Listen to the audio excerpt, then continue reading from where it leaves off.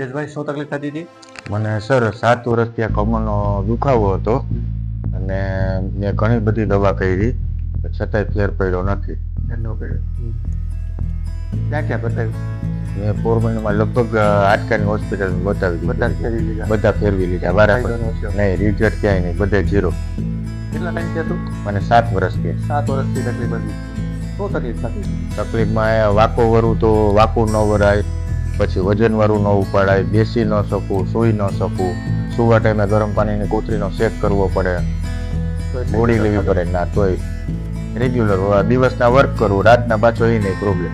કામ શું કરવું? મારે ફ્રૂટનો ધંધો છે. સૂચનો ધંધો છે.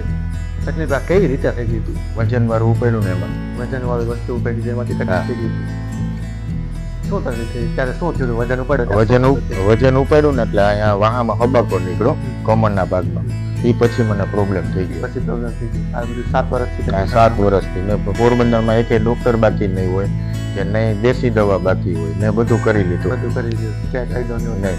આપણે કેટલી વાર બતાવી? ફર્સ્ટ ટાઈમ એક વાર બતાવી. એકવાર પહેલા બતાવી ગયો ત્યારે મને 50% રિઝલ્ટ આવ્યું. અત્યારે હું પાછો બીજી વાર બતાવવા આવ્યો. કેટલો ફાયદો છે અત્યારે? અત્યારના 80-90%. 80-90% 2 વારમાં એટલો ફાયદો થઈ ગયો. ક્યાંયનો ફેર પડ્યો એટલે પડી ગયો 100%. અહીંથી આપણે દવા કે એવું કંઈ આપ્યું તમને? દવા દુખાવાની આપી હતી પણ મારે દુખાવો થયો નથી એટલે મેં હજી લીધી નથી, એમને પડી છે. એમ કે તમારો વિડીયો ઉતારવાનો મતલબ છે તમારા જેવી તકલીફ ઘણા લોકો 100% છે.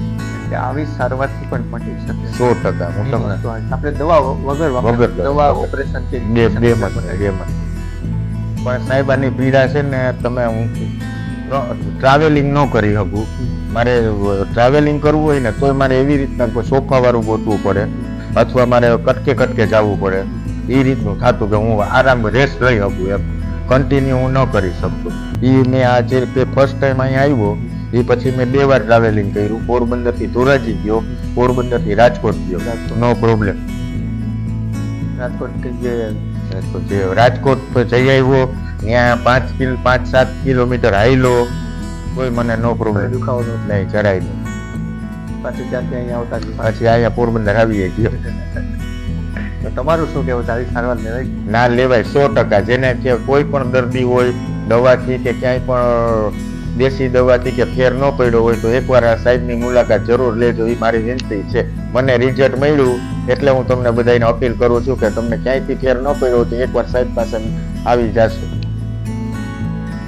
મજા આવી ગઈ? સવાલ જ નથી, હોય તો કેવું જ પડે ને. એ તો મને સારું થયું એટલે મેં બેને એ જ કીધું કે તમને બેને માણેક ચોકમાં પગે લાગુ, ફુવારે લાગુ કે દવાખાનામાં લાગુ. ત્યાં લગીને મેં સાહેબને કીધું. ફર્સ્ટ ટાઈમમાં જ મને રિઝલ્ટ આવ્યું એટલે મેં સાહેબને આગ્રહ કર્યો.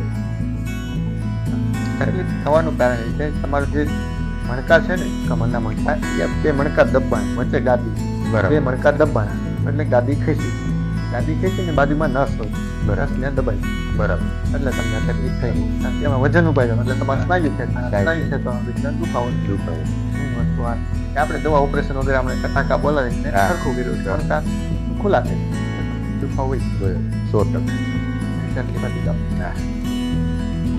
તમારે કેવા બસ કાંઈ નહીં, મેં તો કહી દીધું બધું. જોવો તમારી સામે જે રિઝલ્ટ છે એ પબ્લિકને જાણ કરવા માટે જ આપણે વિડીયો બનાવ્યો ને જાણ કરીએ છીએ કે ભાઈ એક વખત સાહેબની મુલાકાત અવશ્ય લેજો. તેને ક્યાંયથી ફેર ન પડ્યો હોય એને દવાખાનામાં દેશી દવામાં કોઈ પણ જગ્યાએ જઈ આવ્યા હોય એને રિઝલ્ટ ન હોય તો એકવાર સાહેબની ચોક્કસ મુલાકાત લેજો. મને રિઝલ્ટ છે એટલે હું તમને કહું છું. બરાબર. આપણે થોડોક લાઈફસ્ટાઈલમાં ચેન્જીસ કરવાનું. હા, થોડોક ચેન્જીસ કરવાનું. એટલે આપણે કોઈ દી કાંઈ નથી, થોડી કસરત કરો, થોડું ચેન્જીસ થાય, કોઈ દી કાંઈ આખી જિંદગી મજા આવે જીવવાની.